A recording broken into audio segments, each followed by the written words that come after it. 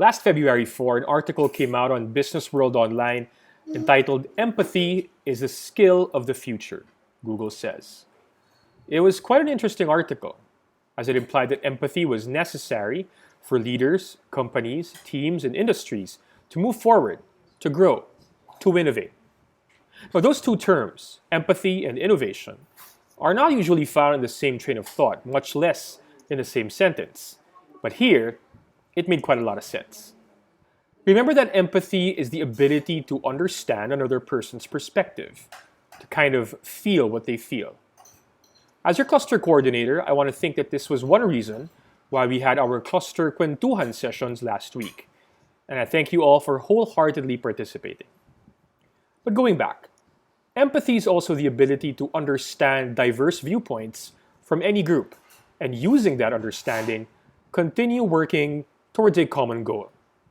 In that context, empathy, if you think about it, is actually quite necessary for us to work well with other people.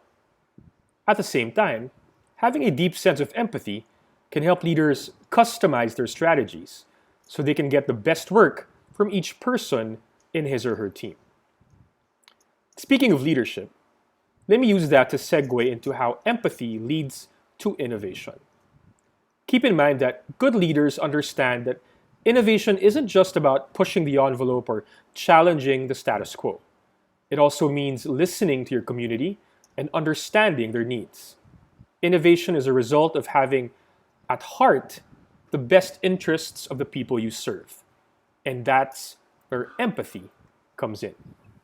Again, if you think about it, empathy is at the heart of innovation, because empathy gives innovation the ability to identify and ultimately meet the unmet, unarticulated needs of the community.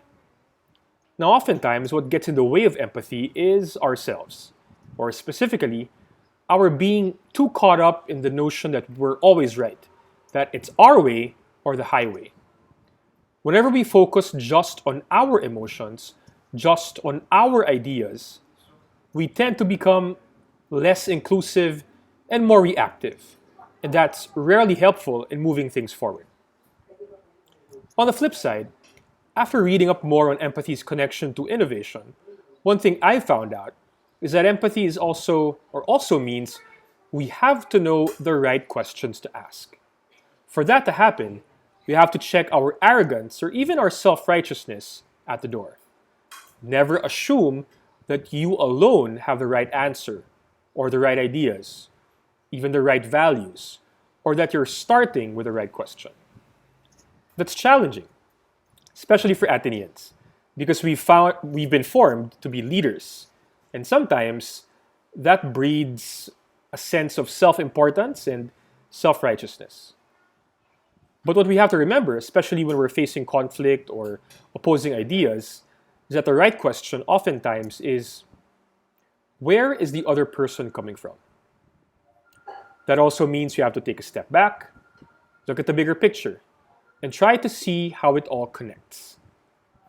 This should help us see where there's a greater need for change, for improvement, for growth, for innovation.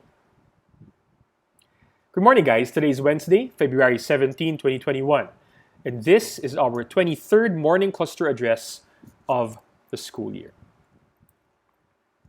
Today, we will follow a special Wellness Wednesday schedule. After this morning cluster address, we have our Ash Wednesday Mass at 9 a.m. and we have our Likas program at 10:30 a.m. Afterwards, you will have your org session from 1 to 2 in the afternoon. Keep in mind the following important dates. Next Wednesday, we have the release of the report cards. That's February 24. A day after that, it's a national holiday to commemorate the EDSA or People Power Revolution. And on February 27, we have our online parent-teacher conference. On March 17, we have a special Eucharistic celebration for St. Joseph, husband of Mary. On March 29, that's a Monday, we have a special Thursday schedule. On March 30, a Tuesday, we have a special Friday schedule. I hope you don't get confused. And on March 31, we have our Holy Week recollection and science Research Paper Congress, before we have another long weekend due to Maundy Thursday and Good Friday. Congratulations to the following classes for being declared winners in the PALIG 2021 Showcase Artifact. Nakakuha ng ikatlong gantimpala para sa pinakamahusay na online dula ang Cardoner 9 Baldinucci. Nakakuha naman ng ikalawang gantimpala para sa pinakamahusay na online podcast ang Cardoner 10 Chabanel.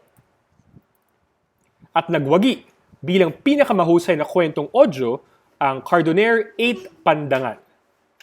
Once again, congratulations to these three classes for bringing glory to your classes and to our cluster. Next, I want to greet an advanced happy birthday, one of our CSIP teachers, Miss Florence Bagunas, who will be celebrating her birthday this weekend, February 21. Again, advanced happy birthday, Miss Bagunas. Remember that we're all invited to join the entire junior high community in our online Eucharistic celebration of Ash Wednesday today, February 17, 2021, later at 9 a.m. Our presider is no less than Father Bert Ampil of the Society of Jesus, the director of the Prep and Push office in both the junior and senior high schools. Our sponsor is the Pamplona Cluster. You may participate in this online Mass via the Ateneo YouTube channel using the link you see on screen or via the Junior High Campus Ministry Google site. Don't forget that this week we're celebrating Likas, which stands for Linggo ng Kasaysayan, Kultura at Sining. The theme for our celebration is Gifted to Give, nabiyayaan kaya naging biyaya. This is also in line with the 500th anniversary of Christianity's arrival in the Philippines. We can see how our students are so blessed with various talents in the fields of history, music, and art. And this is their platform to share these talents with the entire community. Take a look at the logo you see on screen. The inspiration for this Likas 2021 logo is the design of the okir that originated from Mindanao. The letter I is derived from the image of a seed symbolizing how we can harvest our own blessings and graces and talents in culture, history, and the arts. The image of a warrior can also be seen as a symbol for the Araling Panlipunan subject area, representing and interpreting the Visayas Pintados. The image of the weaver, on the other hand, serves as a symbol of the art subject area. They represent the unique dream weavers of Tinalak from the Tiboli. The image of the musician holding a boat lute or kutsapi is the symbol of the music subject area. Overall, the visual elements used for the logo are representations and interpretations of Luzon, Visayas, and Mindanao. Now together, let's continue celebrating Likas by participating in all its activities such as the Quiz Bee, the art contest, art talks, art exhibits, and of course, the Likas program later at 10:30 a.m. featuring performances of Asian, African, Afro-Latino songs and original compositions. Now lastly, counting this week, we have only 9 weeks to go in the third term, and therefore in the school year as well. As always, let me reinforce the values of honesty, responsibility, self-control, resilience, hope, Christ-centeredness, and as I talked about earlier, empathy, as we embrace the challenges ahead. Now, please don't do anything that may place you in a compromising situation, and please continue praying for each other, your families, our country, and our world. Of course, don't forget to visit our junior high virtual campus using the link you see on screen, and please follow and like our official Cluster Cardoner Facebook page again using the link you see on screen. Now continue following all health protocols, keep safe, look out for each other, pray for each other.